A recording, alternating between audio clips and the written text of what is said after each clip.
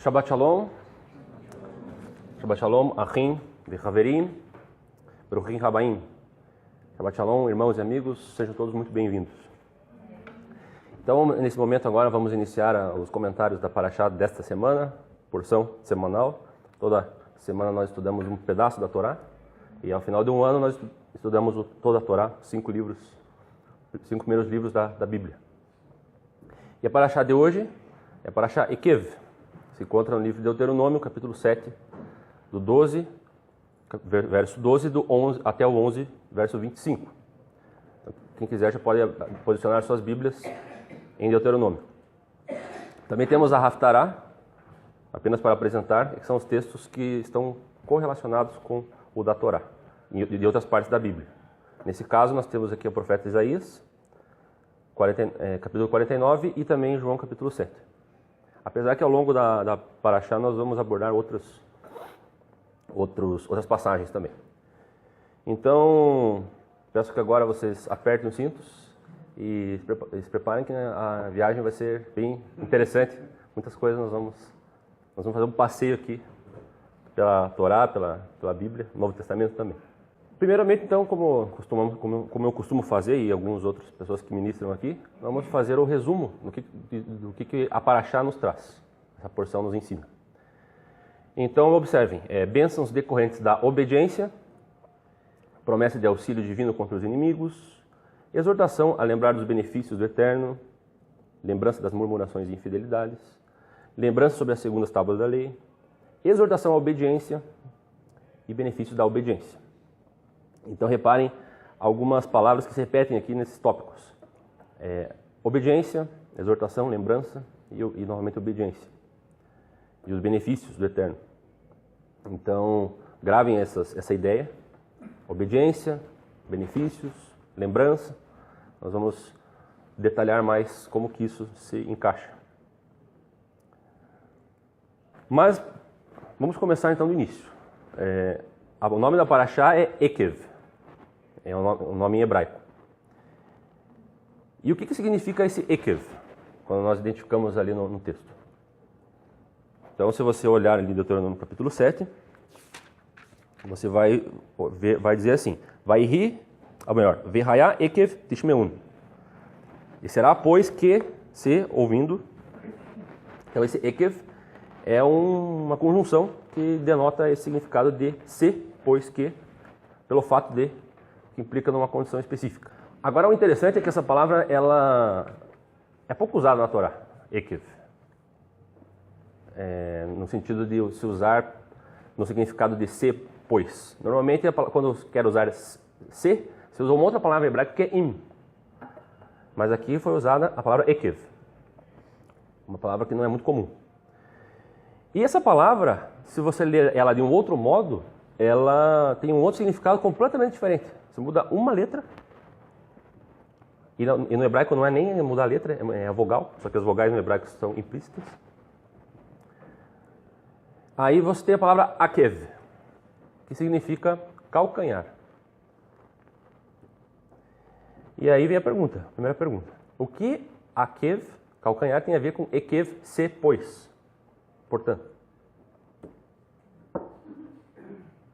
Aí o nosso amiguinho ali também ficou confuso. Então eu vou responder esse questionamento em duas abordagens. Primeiramente eu vou fazer uma abordagem linguística, utilizando o hebraico. Então, dessa palavra ekev, dessa raiz, ain, kuf, vav, nós formamos uma outra palavra, que é a palavra akav, que na construção verbal do hebraico, no Paal, quer dizer seguir, rastrear, perseguir, observar, assistir, prestar atenção. Essa mesma palavra akav é esse belo pássaro aí. Alguém sabe que pássaro é esse? Exatamente. O nome desse pássaro, desse falcão, em hebraico é akav. E qual que é a característica de um pássaro desse tipo, de uma ave de rapina? A ave de rapina, ela tem uma visão extremamente aguçada e ela voa alto, ela vive às vezes até nas montanhas, em lugares altos, e elas têm uma visão tão potente que elas conseguem observar os alvos delas lá mais de 1000 metros no solo, ela voando alto, e ela consegue focar no alvo e ir até ele até o final, e ela pega a sua presa. Então, eu achei muito interessante o fato de Acav, isso eu aprendi essa semana, que Acav é esse pássaro e ele tem essa característica, e ele vem de cima para baixo, ele desce, e gravem já esse sentido de descer, e depois ele sobe novamente, ou seja, sobe e desce. Então já gravem essa ideia, nós vamos repetir ela mais para frente.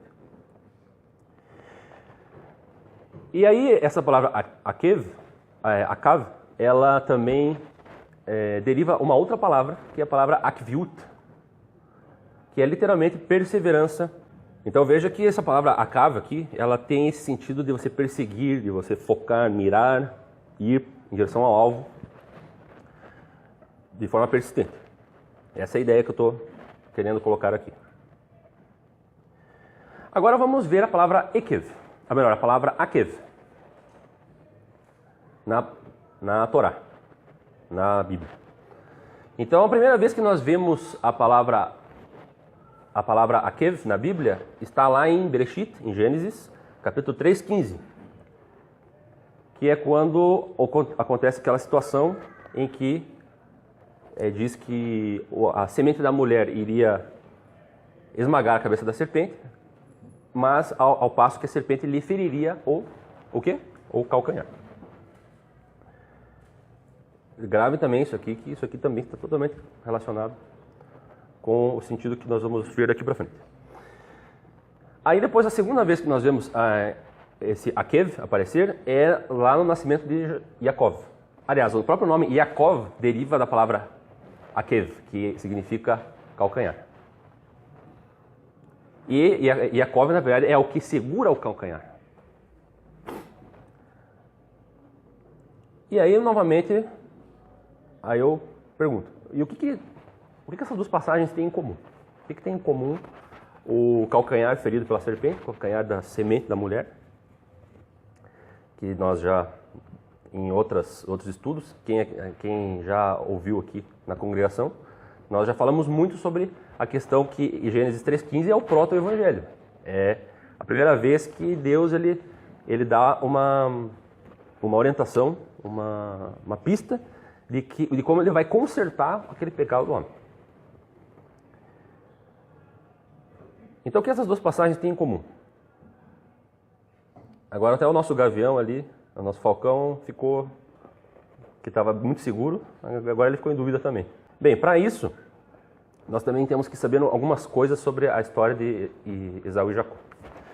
Aqui quem é na congregação já acho que sabe, mas para quem nunca ouviu, na verdade a própria Bíblia ela fala isso, mas você tem que ler com cuidado. Mas Esaú era uma pessoa que nasceu primeiro, é primogênito, tinha direito à herança do primogênito, que é uma herança especial, mais frondosa, digamos. Só que Esaú não era uma pessoa espiritual, Esaú era uma pessoa carnal. Como que nós sabemos que Esaú era carnal? Porque ele foi se casar com mulheres que não eram da parentela de Isaac.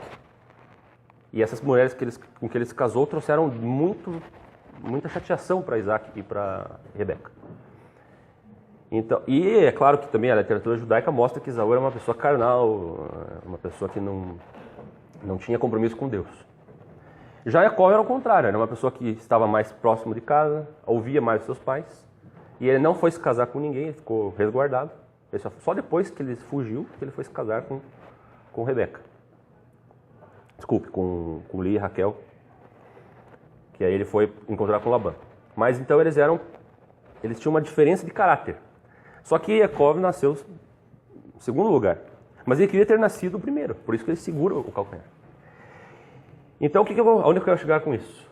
Que essa questão do Akev, Akev, de alguma forma está relacionada com o conflito entre o espiritual e o carnal, entre o céu e a terra corrompida, no caso.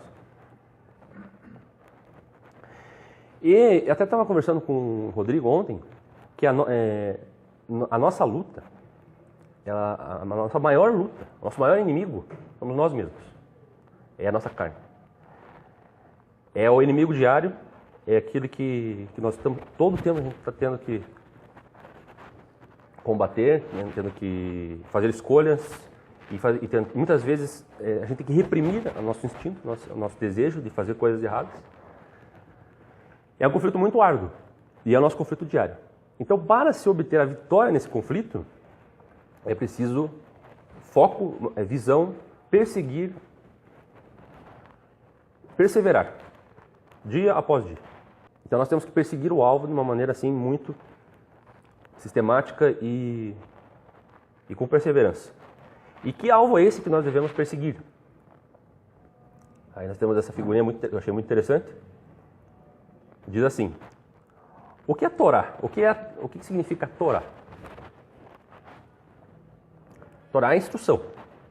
Esse é o significado nominal da palavra Torá. Mas ela implica num outro significado, que é acertar o alvo. Então, quando você tem Torá, você tem condições de acertar o alvo. E qual é o alvo da Torá? Será que é Moshe? É o povo de Israel? Vou deixar essa pergunta no ar aí. Mas ali já está a resposta.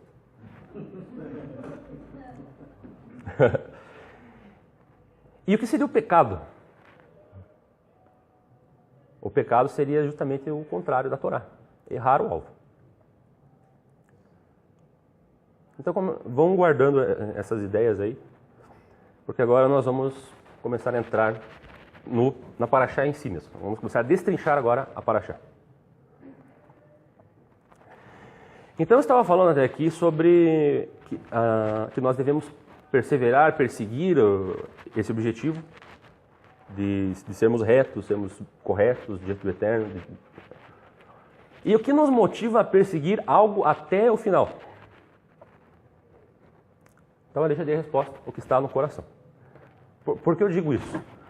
Porque, por exemplo, se você tem algo que você deseja fazer, algum projeto, alguma coisa que seja difícil, que você vai precisar perseverar, que você não vai fazer em um dia, que você vai levar anos para fazer, mesmo um relacionamento, um casamento, o que te motiva a você permanecer nisso?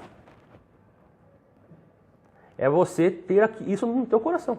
Se você ama o teu cônjuge no teu coração, você vai brigar pelo teu casamento. Você vai lutar por ele. Ou se você tem algum projeto, alguma atividade que você desempenhe, uma profissão, que vão haver dificuldades nela, mas o que vai te fazer com que você vá até o fim? Que aquilo esteja no teu coração. Agora eu quero fazer uma pausa aqui só para a gente entender aqui como é que é o livro de Deuteronômio, que é o último livro da Torá, que é um livro muito interessante, pois ele faz uma recapitulação de muitas coisas que o povo de Israel já tinha passado. E Moisés faz um discurso para a nova geração que está para entrar na terra. Então, os capítulos de 1 a 4, nós temos o discurso introdutório, de 5 a 26, o discurso principal. Do capítulo 27 e 28, nós temos o que se chama por Tohahá, que é a admoestação, e no 29 e 30, nós temos uma parte que está mais direcionada para Techuvá, arrependimento. E o povo contempla essa glória de Deus ao falar com eles, e o povo teme. O povo não aguenta ver o Senhor falando com eles. E aí eles pedem um intermediário. Eles pedem um mediador. Como que eles fazem isso? Eles falam a Moisés: Moisés, melhor que o Senhor fale com você e depois você fale conosco, porque nós não aguentamos presenciar a glória do Eterno. É aterrorizante para nós. Então aqui gravem já também mais esse elemento, que o próprio povo de Israel pediu que houvesse esse mediador. Depois dessa experiência, Aí nós temos o capítulo 6, ou Shema. Ou Shema Israel, Adonai Eloheinu, Adonai Echad. Baruch Shem Kevod, Malchuto Leolam Vaed. Que é o mandamento. O mandamento. Não é um mandamento, mas o mandamento. É o primeiro de todos os mandamentos de acordo com Marcos 12, 29 a 30. Ouve, ó Israel, o Senhor nosso Deus, o Senhor é o único Senhor. Amarás, pois, ao Senhor teu Deus de todo o teu coração, de toda a tua alma, de todo o teu entendimento e de todas as tuas forças.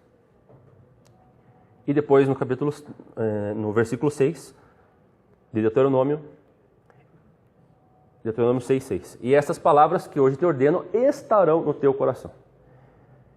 Então vejam que até aqui eu tinha falado que para você perseverar em algo, aquilo precisa estar no seu coração, e é exatamente esse mandamento que o Senhor dá logo de cara.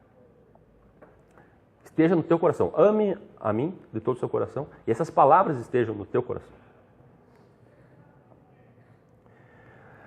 Mas isso também está condicionado a não esquecer do Senhor. Aqui também ao passo que eles têm que amar ao Senhor, mas eles têm que lembrar de quem é o Senhor. Eles têm que vivenciar, aliás, eles já tiveram uma grande vivência com o Eterno, com as experiências, mas eles teriam que chegar à seguinte conclusão. Eles não deveriam pensar que Adonai teve prazer pelo mérito deles, ou por serem mais numerosos que os outros povos, mas porque Adonai escolheu amá-los e porque Adonai quis guardar o juramento que fizera a seus pais, a saber, Abraão. E aqui nota que interessante que Abraão, é difícil você ver que alguém guardou os mandamentos, guardou as mitzvot, e não só mandamentos, mas todas as classes de mandamentos da Torá, que são os mitzvot, Hukim e Mishpatim. Os mandamentos, os estatutos e as ordenanças, ou os julgamentos.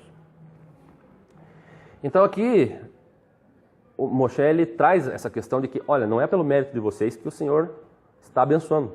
Ele está fazendo isso porque ele está cumprindo a promessa que ele fez a Abraão.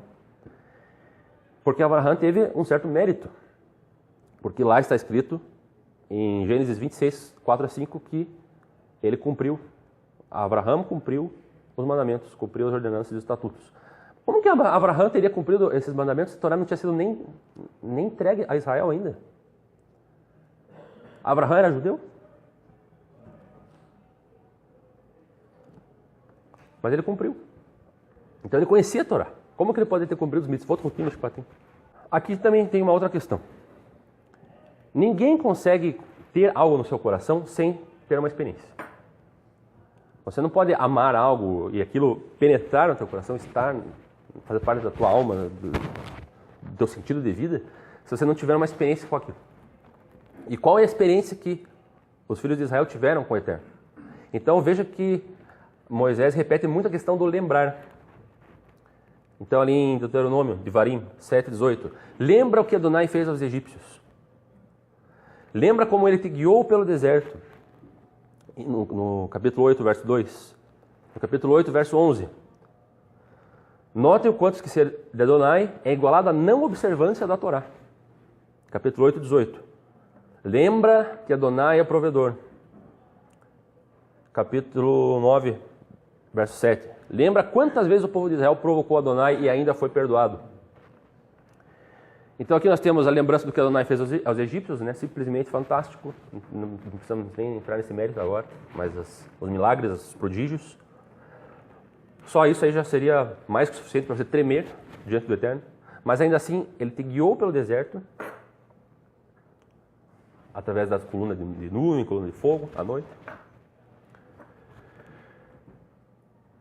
Adonai proveu o alimento, o maná, proveu água. Depois, no final, nós vamos detalhar essa parte do pão e da água.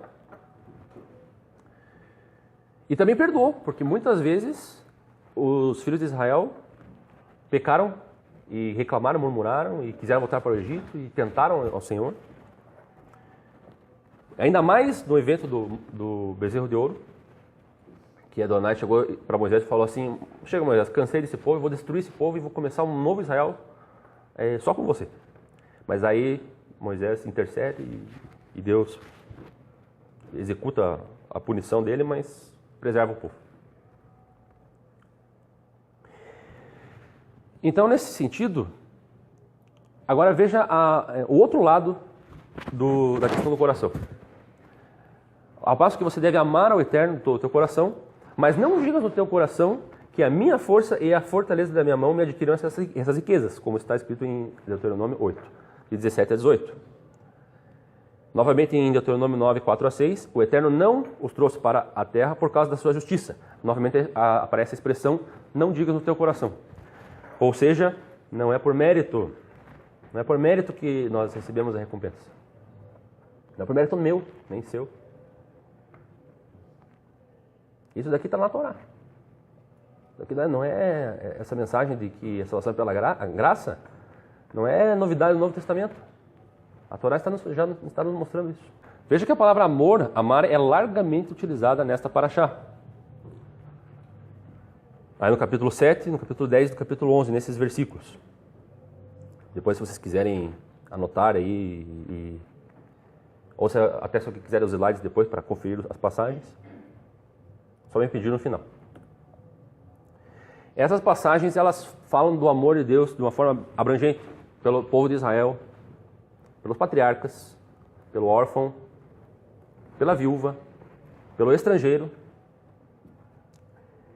e também por todas essas pessoas, pelo amor que todas essas pessoas devem também ter por Adonai. É recíproco. Ao passo que o Senhor ama o povo, escolheu amar o povo, então Ele está pedindo agora, me amem também. E o que define que alguém ama Adonai? Essa pergunta aqui é muito séria. O que define que você ama ao Eterno, teu Deus, que te criou, que fez você vir a esse mundo? Resposta: cumprir os mandamentos. Cumprir os mandamentos significa, Senhor, eu amo você. Você não ama o Senhor por, Senhor, te ama, um sentimento. Não. Não é um mero sentimento. É praticar algumas coisas. Isso demonstra que você ama o teu Deus, o nosso Deus. E o resultado? Qual é o resultado de você obedecer? Então vamos ver agora o que diz Deuteronômio 11, do 22 ao 25. Porque se diligentemente guardares todos esses mandamentos que eu vos ordeno, se amardes ao Senhor vosso Deus, e andardes em todos os seus caminhos, e a Ele vos apegardes, também o Senhor lançará fora de diante de vós todas essas nações, possuireis nações maiores e mais poderosas do que vós. Todo lugar que pisar a planta do vosso pé será vosso. O vosso termo se estenderá do deserto ao Líbano e do rio, o rio Eufrates, até o mar ocidental. Ninguém vos poderá resistir. O Senhor vosso Deus porá o medo e o terror de vós sobre toda a terra que pisardes, assim como vos disse. Veja no final aqui que ele fala a questão do pisar na terra. A terra que vocês pisarem será de vocês. Em todo lugar que vocês pisarem, vocês dominarão. Quando você pisa em algum lugar, você pisa normalmente com o calcanhar. Lembra que eu falei do calcanhar no começo? E não só pisar, mas até, por exemplo, quando você quer esmagar algum inseto asqueroso, você usa o calcanhar para isso. Não é à toa que a cabeça da serpente seria esmagada com o calcanhar. A saber, a obediência à Torá. Aliás, a obediência ao Eterno através da Torá. E qual que é o propósito da Torá? O propósito da Torá é nos conduzir à vida. E nós temos essa relação de observar a Torá e obter vida. Nós temos isso aqui, eu estou inventando isso, ou isso aqui ou os rabinos inventaram, ou isso está na palavra? Isso está na palavra, tem várias fontes. Então nós vamos ler algumas delas. Então vamos ler aqui no livro de Deuteronômio mesmo. O Deuteronômio está cheio dessas referências. Então capítulo 4, Versículo 1. Agora, pois, ó Israel, ouve os estatutos e os preceitos que eu vos ensino para os observardes, a fim de que vivais, e entreis e possuais a terra que o Senhor Deus de vossos pais vos dá. Aí no versículo 4. Mas vós que vos apegastes ao Senhor vosso Deus, todos estáis hoje vivos. Versículo 10. O dia em que estivesse perante o Senhor teu Deus em Horebe, quando o Senhor me disse, ajunta-me este povo e os farei ouvir as minhas palavras, e aprendê-las-ão, para me temerem todos os dias na terra que viverem, e as ensinarão a seus filhos, para na terra viverem. Capítulo 5, versículo 33. Andareis em todo o caminho que vos ordenou o Senhor vosso Deus, para que vivais e bem vos suceda. Capítulo 6, versículo 24. Pelo que o Senhor nos ordenou que observássemos todos esses estatutos, que temêssemos o Senhor nosso Deus para o nosso bem em todo o tempo, a fim de que Ele nos preservasse em vida. Capítulo 8, versículo 1. Todos os mandamentos que hoje vos ordeno, cuidareis de observar para que vivais. Novamente. Versículo 3. Sim, Ele te humilhou e te deixou ter fome e te sustentou com maná, que nem tu nem teus pais conhecias, para te dar a entender que o homem não vive só de pão, mas de tudo que sai da boca do Senhor. Disso vive o homem. Agora veja a questão Vamos fazer aqui uma relação entre esses benefícios da obediência, a promessa com Abraão e mais um detalhe que daqui a pouco eu vou falar. Agora nós vamos começar a entrar na chamada Parashá Estumá. Daqui a pouco eu vou explicar o que é Parashá Estumá também. Mas isso está em Deuteronômio capítulo 7, versos 12 a 16. Então, quais que são os benefícios que o Senhor promete a dar para aqueles que obedecerem? Então vamos lá. Multiplicação, a ausência de esterilidade, quer homem, mulher ou animal. Frutos da terra, multiplicação dos frutos, dos rebanhos, dos animais. A ausência de enfermidade, a ausência de inimigos e a ausência de idolatria. Vocês conseguem imaginar um mundo, um país, com todas essas bênçãos? O que significa isso? O que significa viver onde não há esterilidade, os frutos são em abundância, não há inimigos, não há enfermidades e não há idolatria? Agora nós vamos ver que onde foi a primeira vez que apareceu essa associação de cumprir, de observar, obedecer os mandamentos, os Hukim Mishpatim. Aonde que apareceu isso pela primeira vez? Isso apareceu a primeira vez no livro de Levítico, capítulo 18. Então, capítulo 18, versículos 4 a 5. Agora note a posição onde aparece esse texto. O capítulo 18 e 19 do livro de Levítico, ele está numa posição estratégica na Torá, porque ele está no centro da Torá. Se você abrir esse rolo aqui, abrir até o final e for localizar bem o centro dele, você vai cair nessa região aqui, onde está esse texto que eu vou ler aqui agora. Então, versículos 4 a 5. Os meus preceitos observareis e os meus estatutos guardareis para andares neles. Eu sou o Senhor vosso Deus.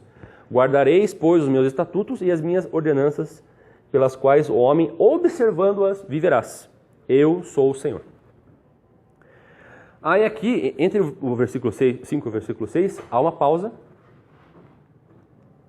E aí ele começa a falar de um outro assunto. Ou seja, ele introduziu o tema que ele ia falar com essa questão aqui. Obedeçam para que viveis. E aí o que ele fala em seguida? Vai falar sobre uniões abomináveis e casamentos proibidos. É interessante ele falar que obedeçam para que vivais e depois falar de casamentos proibidos. Porque o povo de Israel, nós já sabemos de outras passagens da Bíblia, dos profetas também, que o povo de Israel, há uma analogia entre Deus e o povo de Israel com um casamento. Deus é o marido e Israel é a sua esposa. Então, é muito interessante que aqui em Levítico ele traga essa questão de que obedeçam meus mandamentos para que vivais e permaneçam fiéis a mim, não se prostituam. E aí ele fala da questão das uniões abomináveis. Logo em seguida nós vamos ver a parte mais central ainda, que é a questão do principal mandamento. O mandamento que está no centro da Torá, que é ame ao próximo como a ti mesmo. E aqui, essa passagem aqui está cheia, essa paraxá está cheia de passagens mostrando o quanto Deus está interessado que nós observemos a Torá. Mas observamos a Torá não como alguém observa um navio que está lá no horizonte e ele desaparece do horizonte, mas como o Açor, como o falcão, que ele observa a presa e não desgruda os olhos dela, até que ele pegue a presa. Nós temos então aqui nessa paraxá um grande encorajamento para nos apegarmos.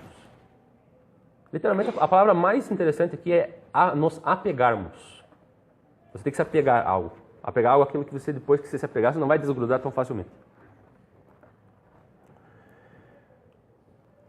Então, para que nós vamos nos apegar à Torá? Agora essa é uma outra pergunta que eu faço para reflexão. Então tem dois aspectos disso. O primeiro deles é o aspecto do tempo nosso hoje, dos nossos dias de hoje. Nós vamos observar a Torá para quê, afinal? Porque é bonito, porque as tradições, os mandamentos, os judeus fazem assim? É legal? Não. Nós vamos fazer isso para obtermos bênçãos do Eterno. Mas mais do que isso, nós vamos obedecer simplesmente porque é o certo se fazer. Nós vamos obedecer pela obediência. Nós vamos ter os benefícios, mas nós não vamos ficar, o foco nosso maior não é tanto no benefício, mas sim no trabalho de obedecer. Esse é o verdadeiro propósito de obedecer a Torá.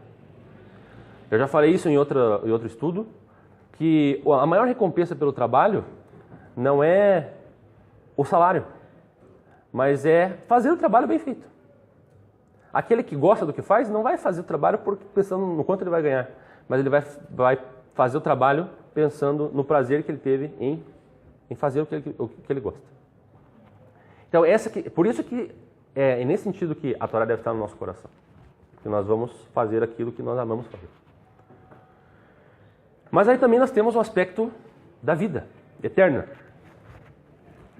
E aí a vida eterna já é um pouco mais complexa a situação, porque envolve um relacionamento entre Deus e o homem através do mediador. Então por isso que eu já falei a questão do mediador, eu dei uma pincelada, e daqui a pouco nós vamos entrar mais a fundo nessa questão. Agora eu gostaria de fazer algumas outras perguntas aqui para todos vocês. Baseado em tudo isso que a gente está analisando, nós poderíamos fazer as seguintes perguntas. Será que a Torá, então, ela aprisiona? Que ela é temporária? Será que é apenas para judeus? Sendo que em várias passagens daqui... mas você pode me perguntar, mas aqui está falando só do povo de Israel. Mas acontece que havia estrangeiros dentro do povo de Israel. Para falar a verdade, a grande parte das pessoas que saíram do Egito não eram judeus. Não eram da descendência de Jacó. Os judeus foram salvos por cumprirem a Torá? Eles foram fiéis até o fim? A Torá foi dada aos judeus para amaldiçoá-los? Será que a Torá foi abolida? Será que a Torá é maldição?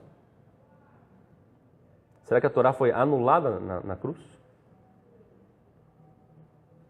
Será que nós precisamos cumprir e entender apenas o espírito da Torá? A letra da Torá já passou? E a Torá, será que ela traz morte para quem a obedece? Obedecer a Torá nos dias de hoje é legalismo? Reflitam nessas perguntas. Agora vamos voltar ali, eu tinha falado há um pouco atrás ali, esse nome, Paraxá Estumá. O que é uma Paraxá Estumá? Bom, vocês, quando nós abrimos a Torá aqui, vocês viram o texto ali, no hebraico. E o que acontece é o seguinte, em algumas partes do texto ocorre algumas pausas. definidas por um espaçamento entre as palavras. Cada palavra tem um pequeno espaçamento natural entre uma e outra, mas às vezes acontecem espaçamentos maiores. E isso, os sábios nos explicam que o próprio Espírito do Eterno, ele conduziu o escriba a dar esse espaço, para trazer algum mistério. E a nossa paraxá Estumá aqui ocorre no texto que eu já li ali. Capítulo de Deuteronômio 7, versos 12 a 16. Então aqui nós temos algumas questões. Por que Israel recebeu recompensa? Foi pelo seu mérito? Sabemos que não. Israel não teve méritos. Eles tiveram mais desméritos do que méritos. Mas ainda assim o Senhor teve misericórdia pela promessa que fez a Abraão. Esse nós sabemos que cumpriu os Mishpatim, os Hukim e os Mitzvot. E aqui nós vemos a recompensa, que está totalmente ligada à recompensa que o Senhor prometeu a Abraão. Então nós vemos que existe uma ligação entre a obediência à Torá e a aliança que Deus fez com Abraão.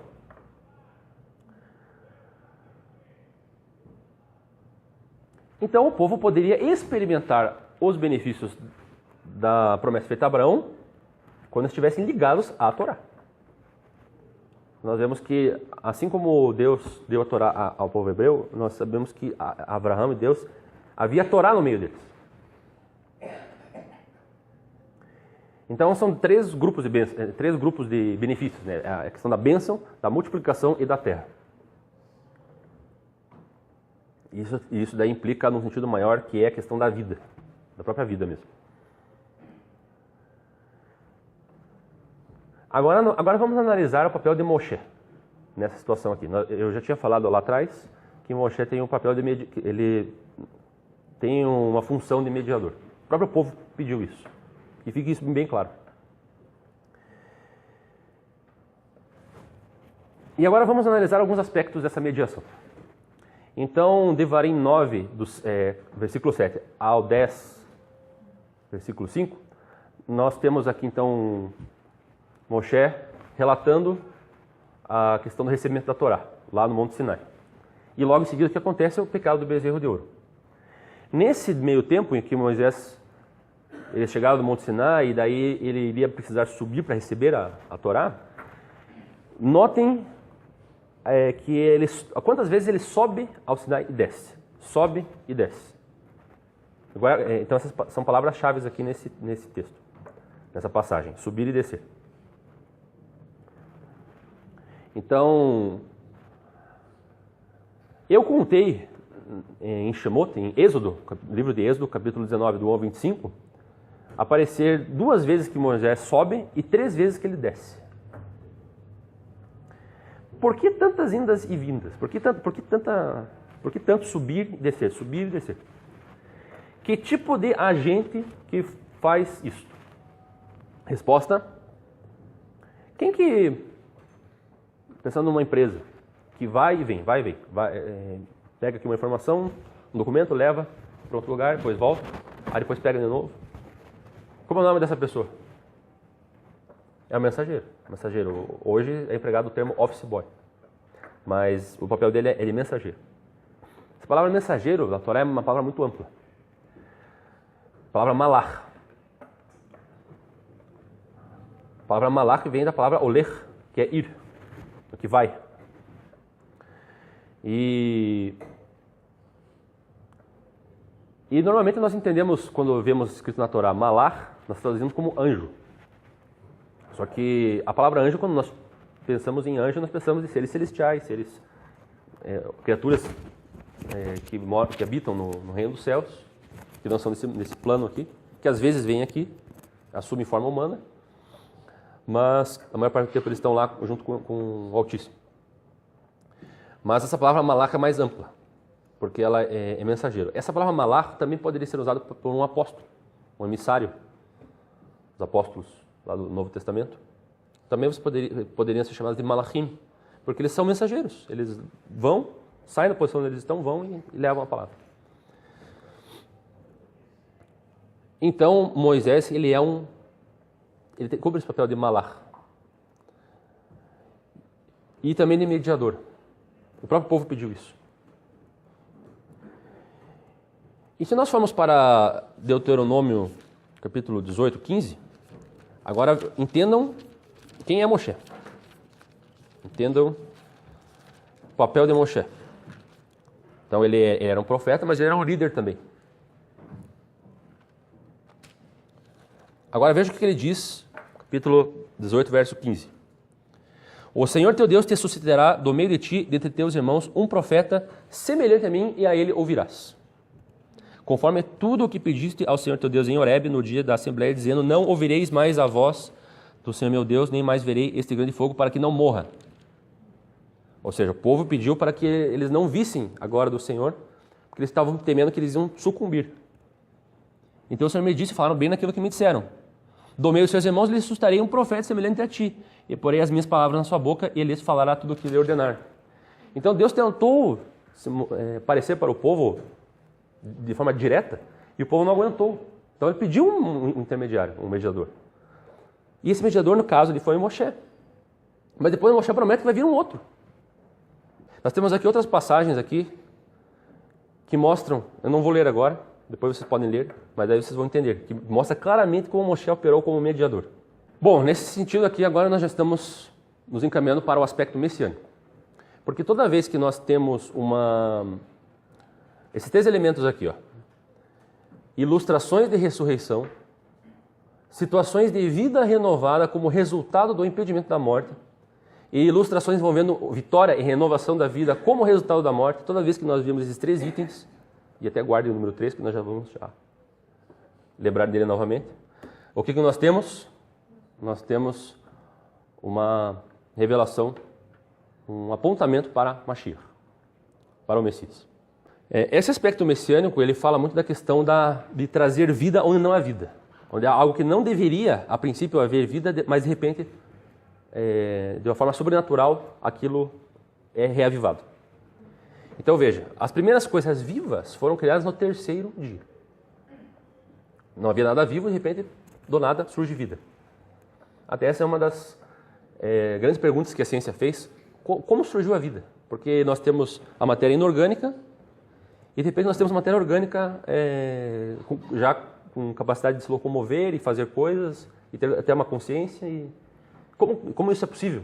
A ciência até hoje não consegue, a ciência que não se preocupa com Deus, não consegue de forma clara explicar isso. Até hoje eles estão se batendo para responder essa pergunta. As primícias da cevada eram levadas e balançadas pelo Kohen no terceiro dia de Pessach. Isso daí tem muito a ver com a ressurreição de Yeshua, que também ocorreu no terceiro dia de Pessach. E ele mesmo fala, derribar esse templo e em 3 dias o levantarei. Outras duas passagens que denotam uma ressurreição, que ocorreu no terceiro dia, é o caso de Jonas, profeta Jonas, em hebraico, profeta Ioná, que foi engolido pelo peixe e liberado no terceiro dia. Por que ele foi morto? Porque ele desobedeceu ao Eterno. Então ele foi engolido. Só que daí ele orou no vento do peixe, e daí o Eterno teve misericórdia e fez um milagre para que ele voltasse. E depois que ele voltou, ele fez uma grande... ele obedeceu, e quanta bênção foi essa obediência dele. Não apenas na vida dele, mas na vida de toda Nínive. A Nínive estava condenada a ser destruída, mas por causa da obediência dele, a cidade de Nínive também decidiu por obedecer. E a Akedah foi finalizada com o livramento de Yitzhak. A Akedah, para quem não sabe, é aquela famosa situação em que o Senhor pede para Abraão sacrificar seu próprio filho, Isaac. E ele, com muita dor no coração, com muita tristeza, ele vai até o Monte Moriá, e aí ele, na hora que ele quase está fazendo, aí o Senhor pede para ele interromper aquele ato, E isso aconteceu no terceiro dia também.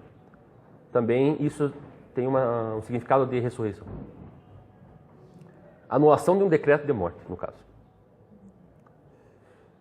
Agora vamos ver o número 3 se aplicando na vida de Moshe, nesse sentido. Então vamos ver aqui que Moisés também passou por uma situação que ele tinha sido condenado à morte, mas ele viveu. E viveu depois de quanto tempo? 3 meses. Mais uma vez o número 3. O faraó tinha condenado todos os meninos hebreus que fossem encontrados, os bebês que fossem lançados no rio. E aí Moshe deveria ter sido morto, mas os pais dele conseguiram esconder ele por 3 meses. Mas daí Moshe realmente ele é jogado ao rio. Assim como Jonas foi lançado ao mar, Moisés foi lançado ao rio, dentro de uma cesta. E aí, milagrosamente, ele vai parar aonde? Lá nos braços da filha de Faraó. E aí fica com misericórdia, tem misericórdia para com esse bebê e aí é anulada aquela sentença de morte que o próprio Faraó tinha dado. Outra situação muito interessante aqui são os 3 sinais que Deus deu a Moisés. Porque quando Moisés estava para voltar para o Egito, e ele teve aquela experiência com o Senhor na sarça ardente, aí ele pergunta assim, mas Senhor, como que os hebreus vão acreditar no que eu vou falar? Porque ninguém segue palavras ao vento, mas as pessoas seguem experiências. Apenas as experiências penetram nos nossos corações, não simples palavras ao vento. E aí o Senhor, preocupado com isso, não se preocupe, Moisés, eu vou dar para você 3 sinais. E esses 3 sinais você mostrará aos filhos de Israel e eles acreditarão em você. E quais foram esses 3 sinais? O cajado se transformando em serpente, a mão leprosa e água se transformando em sangue. E cada um desses sinais, eu digo para vocês, tem um aspecto messiânico. Cada sinal desse. O primeiro eu vou deixar para o final, mas eu vou falar só uma parte dele. Teria mais coisas para se falar sobre o cajado se transformando em serpente. Mas isso fica para uma outra oportunidade. A mão leprosa. Na Parashá Metzorá, nós também dedicamos o aspecto messiânico da questão da lepra. Inclusive, nós lembramos da história lá do Talmud sobre o Messias leproso. E a água se transformando em sangue, esse sinal será repetido na próxima vinda do Messias. E o sangue tem total sentido messiânico, total sentido expiatório. Então, agora vamos ver aqui essa questão, vamos retomar essa questão do subir e descer. Veja o que diz Provérbios, capítulo 30, versículo 4. Nós estamos no livro de Provérbios aqui. Provérbios não é Novo Testamento. Mas veja o que ele fala sobre subir e descer, sobre pai e filho. Quem subiu ao céu e desceu? Quem encerrou os ventos nos seus punhos, mas amarrou as águas no seu manto? Quem estabeleceu todas as extremidades da terra? Qual é o seu nome e qual é o nome do seu filho? Certamente o sabes. Eu pergunto a vocês conhecem alguma situação que você identifique um pai, um filho, em que você possa dizer que estabeleceu as extremidades da terra, subiu e desceu? Quem desceu para trazer as palavras da nova aliança? João capítulo 6, versículo 51. Quem, após nos ter redimido com seu sangue, subiu aos céus para se tornar o sumo sacerdote da nossa confissão? Efésios 4, versículo 8. E quem estamos esperando para descer novamente? Apocalipse 19, 11 e 16. Para reinar como Rei dos Reis e Senhor dos Senhores. Veja aqui, olha que interessante o que diz João 3, 13 a 14. Ora, ninguém subiu ao céu, senão o que desceu do céu, o Filho do Homem. E como Moshe levantou a serpente no deserto, assim importa que o Filho do Homem seja levantado. Veja o sinal que o Senhor deu de transformar uma coisa inanimada em algo vivo. E não qualquer animal, mas a serpente. E João comparou ali a questão de Moshe levantar a serpente assim importa que o filho do homem seja levantado. Aqui ele está fazendo uma referência a Gênesis 3,15. E olha o que João diz também, está escrito em João, que Yeshua fala. Pois se cresces em Moshe, crereis em mim, porque de mim ele falou. Porque de mim ele escreveu. Bom, agora observe essa imagem aqui. Eu recomendaria a todos que estão aqui, algum dia que vocês tiverem a oportunidade de ir a um deserto. Eu tive o privilégio de quando eu estive em Eretz Israel, né, na terra de Israel, de poder estar num deserto muito parecido com esse aqui. E eu posso dizer para vocês que lá é um local assim que você sente sede a cada 5 minutos que você anda. Você precisa andar não com uma garrafinha desse tamanho de água, mas com uma garrafa desse tamanho.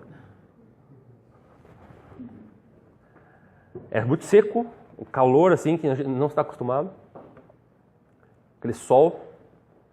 E a paisagem é muito desanimadora, porque você só vê assim pedras, areia, terra e esses arbustos pequenos. Assim. Até é bonito assim, se você olhar assim.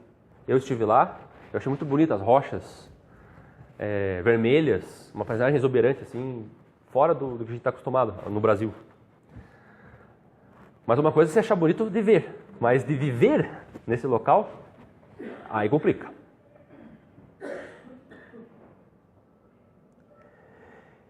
O deserto, na verdade, ele é um local que nós poderíamos pensar assim como a própria morada da morte, que é um local que a vida dificilmente se cria lá. Inclusive, os animais do deserto são os animais repugnantes, assim, escorpiões, cobras, bichos que se escondem na terra, que vivem no submundo. Porque ninguém aguenta viver em cima da terra. Eu já vi muitos documentários sobre animais desérticos, e normalmente eles cavam tocas e ficam embaixo, e só saem à noite, porque eles não aguentam o calor.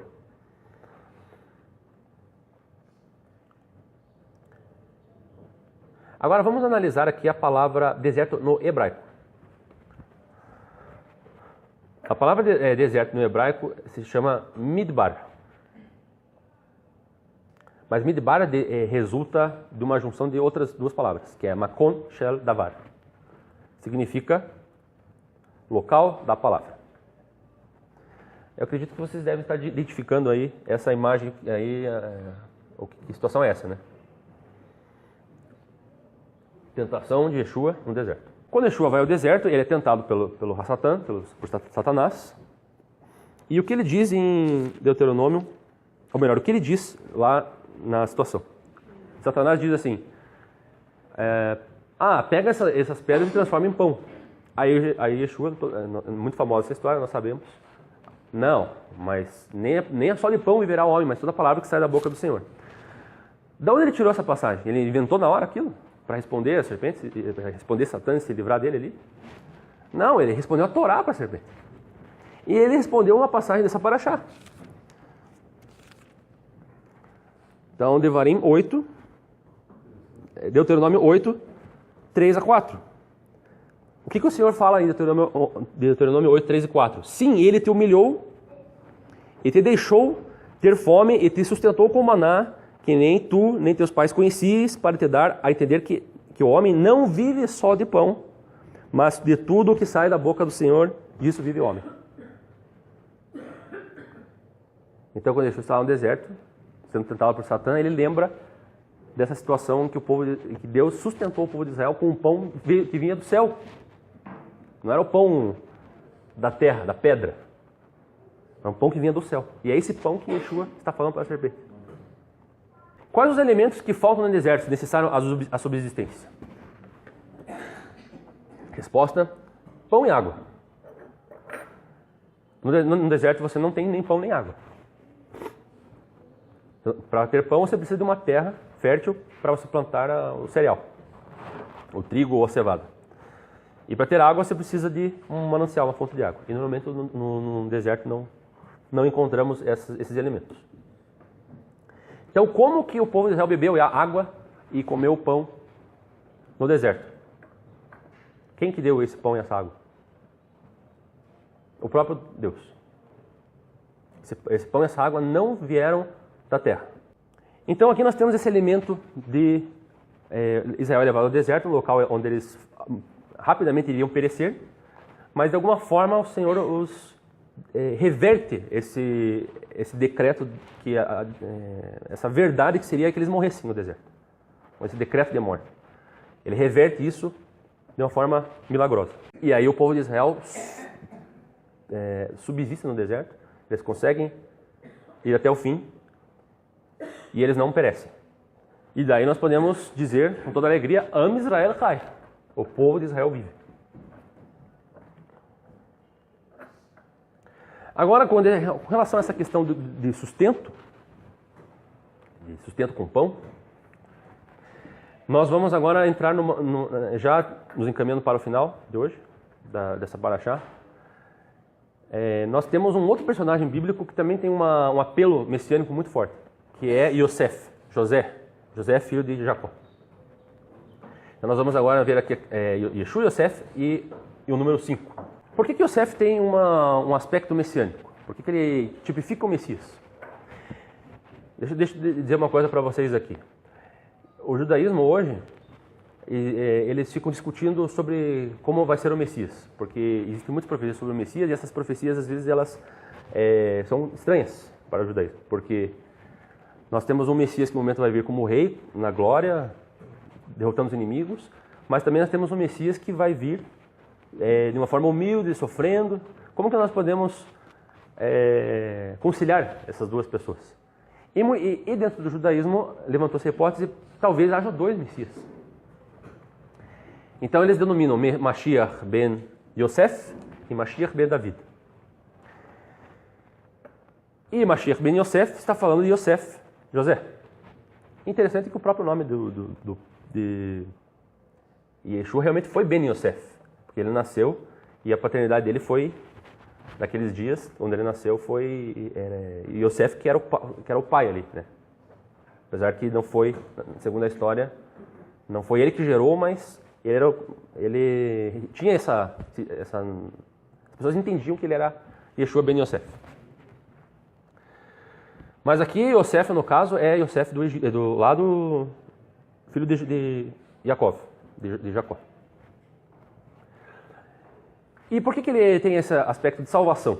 Porque simplesmente ele, no momento em que houve uma desertificação em Canaã, né, houve aquela escassez, a fome, José é o que sustenta, é o que traz salvação para os seus irmãos, para o povo de Israel, que existia até aquele momento. Agora observe que no final da história de Yosef e seus irmãos, observe aqui o número 5. Uma das formas de a gente captar algumas mensagens, alguns segredos da Torá, é ficar atento às repetições. As repetições, quando o Senhor repete alguma coisa, ele está enfatizando a importância daquilo que está sendo repetido. Então nós não podemos ignorar isso. E nós sabemos que, que na Torá, os números eles estão relacionados a coisas específicas. Por exemplo, nós temos o número 7, que fala sobre a plenitude de Deus. Nós temos o número 40, que sempre quando há 40 dias que Jejum ficou no deserto, 40 dias e 40 noites que a arca ficou naquele oceano, 40 dias que Moisés foi ao Sinai, 40 anos que ele viveu afastado lá do Egito. A vida de Moshe é dividida em 3 fases de 40 anos.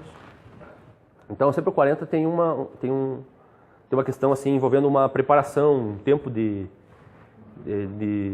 você desenvolver algo assim. Então os números têm significado. E aqui nós vamos ver o número 5.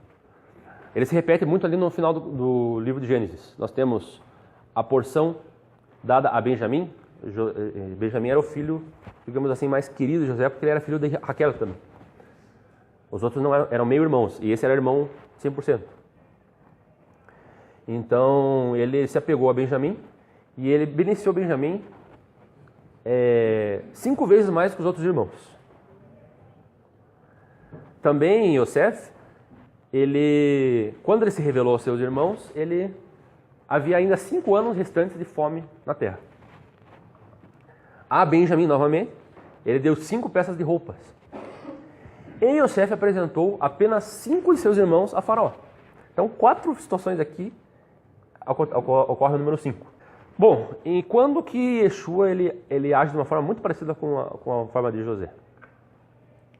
Alguém lembra? A situação Yeshua também sustentou as pessoas com pão?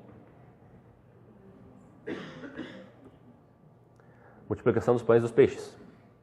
E observe como o número 5 se repete nessa situação. Na hora que eles estavam preocupados ali com como eles iam alimentar aquela multidão, aparece um jovem com quantos pães? 5 pães. Quantas pessoas haviam ali? Cerca de 5.000. E isso daí eu lendo em João, né? No Evangelho de João. Mas no Evangelho de Lucas ainda nós vamos ter mais um detalhe que Yeshua ainda fez-los reclinarem-se em grupos de 50 pessoas. Mais uma vez, número 5. Então, se nós vemos aqui José, claramente trazendo salvação para seus irmãos, sustentando-os com pão, com os grãos do Egito. Aqui nós vemos Yeshua também sustentando aquela multidão com pão e os peixes também. E então nós vemos essa comparação e nós também vemos a repetição do número 5 nas duas histórias. Então, de duas formas, nós casamos essas duas histórias. Então, nós vemos aqui claramente que tanto Yeshua quanto Yosef proveram pão.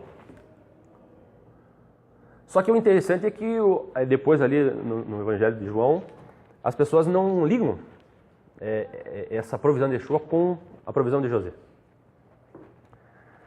Mas ligam com o maná. Há uma ligação do maná, que também é muito válida. Bom, então nós vemos que Yeshua é o provedor do pão verdadeiro, o pão da vida, mas não qualquer pão, mas o pão do céu. Não é apenas o pão que nós comemos e matamos a fome, mas é o pão que alimenta para sempre, que é o pão do céu. O maná era o pão do céu. Por isso que Yeshua citou, nem só o pão viverá o homem. Estava se referindo ao maná, ao pão que é dado pelo Eterno, lá na tentação no deserto. Bom, esse é um elemento, o pão. E o outro elemento que permite a subsistência da vida no deserto é a água. E nós vemos que Yeshua também é o provedor da água. Onde nós encontramos isso? No Evangelho de João, quando Yeshua fala com a mulher samaritana. Evangelho de João 4,14. Diz assim: mas aquele que beber da água que eu lhe der nunca terá sede. Pelo contrário, a água que eu lhe der se fará nele uma fonte de água que jorre para a vida eterna. Esse daqui é o último slide. Então, recapitulando o que nós vimos até aqui. Quando eu coloquei aquelas duas questões assim. Por que nós observamos a Torá? Por que nós somos obedientes? Nós já vimos aqui que nós somos obedientes porque esse é o sinal de que nós amamos ao nosso Deus, ao nosso Criador. Nós fazemos isso para termos uma vida boa nessa terra, para vivermos em paz, com a shalom verdadeira dada pelo Eterno. E também isso implica, lembra daquela figura inicial lá, do alvo? Qual é o alvo da Torá? Que é Yeshua. Isso implica na parte que foge à nossa capacidade, porque o próprio Deus falou assim, não é pelo mérito de vocês,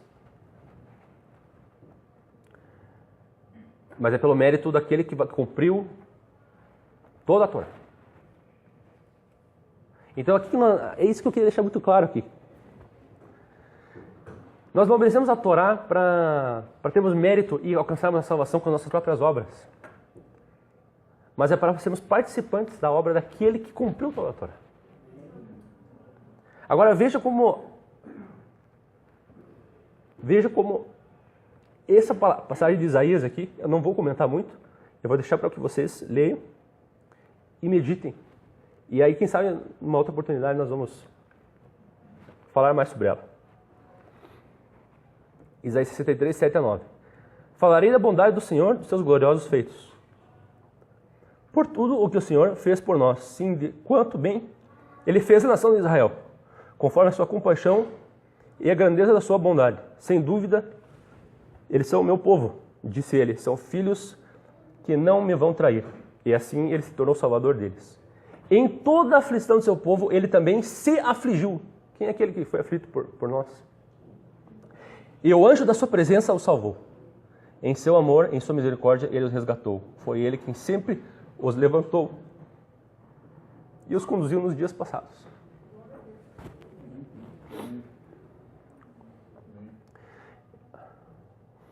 É isso, irmãos. Essa é a mensagem que eu tinha para compartilhar hoje. E meditem todos esses elementos. E eu desejo para vocês uma ótima semana. Que o Senhor abençoe a todos.